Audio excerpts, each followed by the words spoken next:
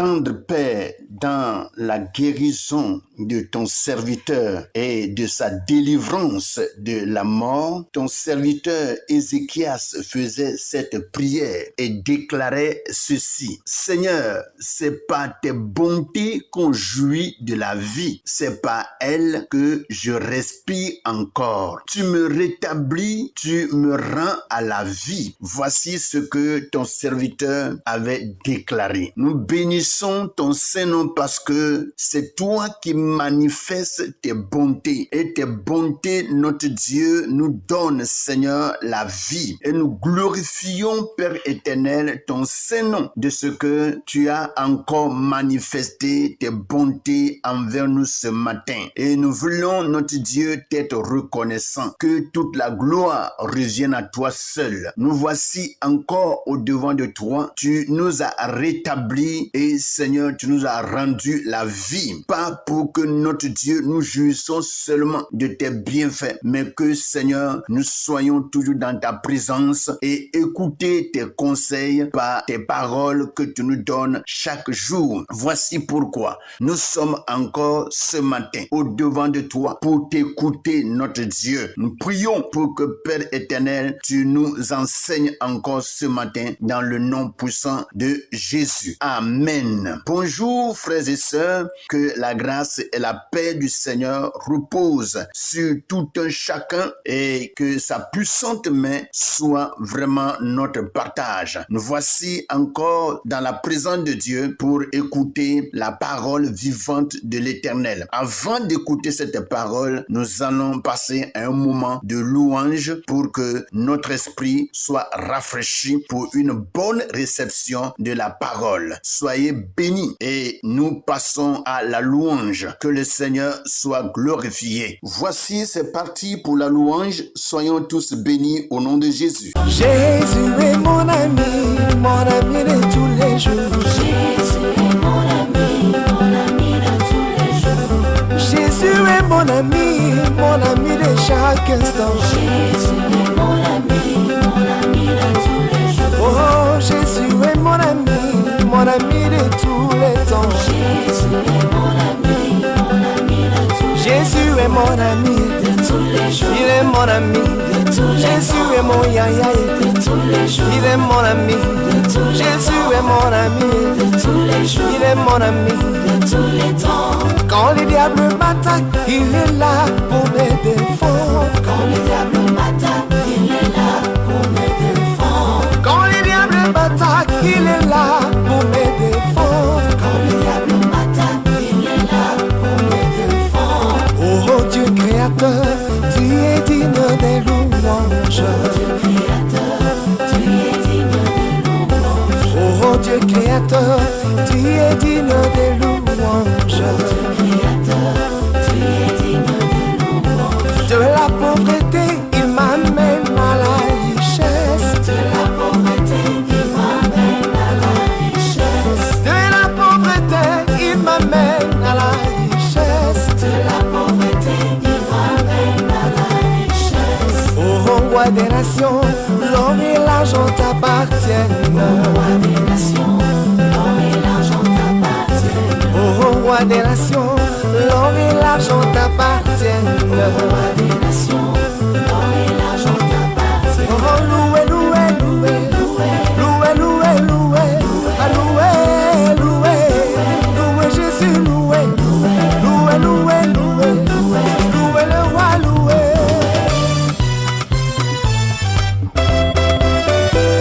Tendre Père, dans le livre de Romains chapitre 8, à partir du verset 31, ta parole nous dit ceci. Que dirons-nous donc à l'égard de ces choses? Si Dieu est pour nous, qui sera contre nous? Et nous savons que en réalité, lorsque tu es pour nous, tu es notre protection. Parce que tu portes tes regards sur nous et tu nous tiens dans le creux de tes mains et personne ne peut nous ravir de tes mains. Nous bénissons ton Saint-Nom parce que tu es pour nous une tour forte dans laquelle nous nous réfugions et personne en réalité ne peut nous toucher et que ton nom soit à jamais glorifié et exalté au nom de Jésus. Nous voulons profiter encore ce matin pour être sous ton abri en venant sur la plateforme Pain de vie pour écouter ta parole qui nous donne la vie et qui fait de nous des enfants dignes de ton nom.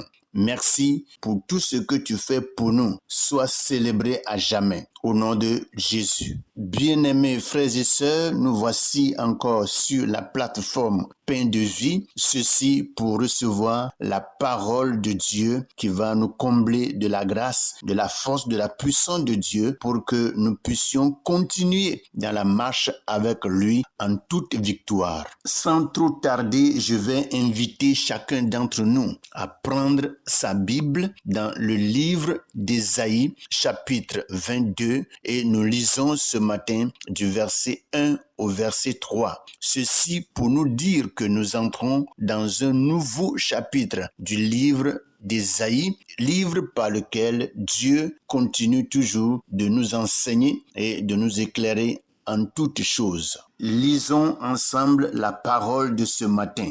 Oracle sur la vallée des visions. Qu'as-tu donc que tout ton peuple monte sur les toits, ville bruyante, pleine de tumultes, cité joyeuse. Tes morts ne périront pas par l'épée, ils ne mourront pas en combattant. Tous tes chefs fuiront ensemble, ils sont faits prisonniers par les archers. Tous tes habitants deviennent à la fois captifs, tandis qu'ils prennent au loin la fuite. Notre passage du jour ainsi lu, nous allons passer maintenant à notre méditation de ce matin. Le thème de notre méditation de ce matin s'intitule « L'agitation sans discernement ». Dans notre passage de ce matin, une scène troublante se dessine. Une ville est en agitation, pleine de bruit et de mouvement. Mais derrière cette agitation, il y a la peur, la fuite et la confusion. Ce texte nous enseigne une vérité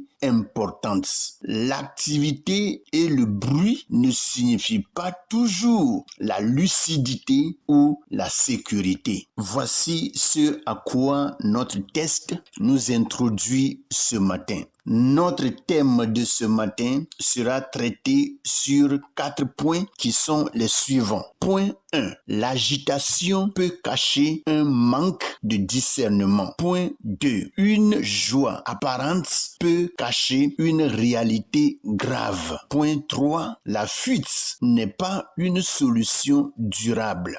Et le point 4, l'absence de Dieu conduit à la confusion. Après le développement de ces 4 points, nous allons passer à une conclusion qui va nous amener à une prière et cette prière qui va mettre fin à notre méditation de ce jour. Que le Seigneur nous bénisse. Sans trop tarder, nous remontons au point 1 pour débuter notre méditation de ce matin. L'agitation peut cacher un manque de discernement. Dans notre passage d'Ésaïe, chapitre 22, le verset 1 à 2, nous pouvons lire ceci. Ville bruyante, pleine de tumultes. Beaucoup d'activités ne signifient pas compréhension. On peut être actif sans être lucide. Ce mot peut sembler être plus fort pour plusieurs. Alors, être lucide, c'est quelqu'un qui est en pleine possession de ses facultés mentales. On peut aussi dire que c'est quelqu'un qui comprend clairement les choses. Donc, lorsque je dis ici, on peut être actif sans être lucide, ça veut dire qu'on peut être agité sans toutefois comprendre grand-chose. En toute réalité, il y a des gens qu'on voit très agités et eux-mêmes des fois ne comprennent pas leur agitation. La méditation de ce matin nous aidera à comprendre beaucoup ce mot pour que nous sachions vraiment l'utiliser pour notre bien. Lisons rapidement Ecclésiaste chapitre 5, le verset 2. Ne te presse pas d'ouvrir la bouche, car Dieu est au ciel et toi sur la terre. Au vu de ce que ce passage nous dit, on peut voir des fois des gens qui très souvent sont agités à dire beaucoup de choses sans toutefois analyser ni chercher la source de ce qu'ils veulent dire. Il y a certaines choses que l'homme déclare sans toutefois comprendre le fond. Et c'est après que l'homme finit de parler et qu'il voit les conséquences qu'il commence à regretter. Mais là, c'est trop tard. La Bible nous dit bien, ne te presse pas d'ouvrir la bouche, car Dieu est au ciel et toi sur la terre. Ça veut dire que Dieu qui est au ciel connaît toutes choses et toi qui es sur la terre, tu ne connais rien. Tout ce que tu vois, c'est ce qui est devant toi. Mais tu ne connais pas ce qui est en haut, ni ce qui est en bas de la terre. Nous devons beaucoup faire attention. Mes frères et sœurs, comprenons ce matin que le bruit ne remplace pas la sagesse. Le calme favorise le discernement. Alors, des fois, au lieu de vite parler, lorsque nous entendons certaines choses, il est mieux de garder le calme et chercher qu'est-ce qui se passe avant d'ouvrir la bouche et déclarer quoi que ce soit. Point 2. Une joie apparente peut cacher une réalité grave. Nous lisons dans notre passage de Ésaïe, chapitre 22, le verset 2. Nous pouvons lire ces deux mots. Cité joyeuse. Une façade de joie peut masquer une situation critique. L'apparence peut tromper. En toute réalité, il y a des gens qui manifestent des fois la joie pour cacher tout ce qu'ils souffrent en bas. Parce que il y a plusieurs en réalité qui n'aiment pas faire voir les difficultés qu'ils souffrent. Et pour couvrir cela, ils ont une joie éphémère qu'ils manifestent. Pendant ce temps, derrière cette joie, il y a quelque chose de grave qu'il est en train de subir. Bien-aimés frères et sœurs, je le dis encore, une façade de joie peut masquer une situation critique.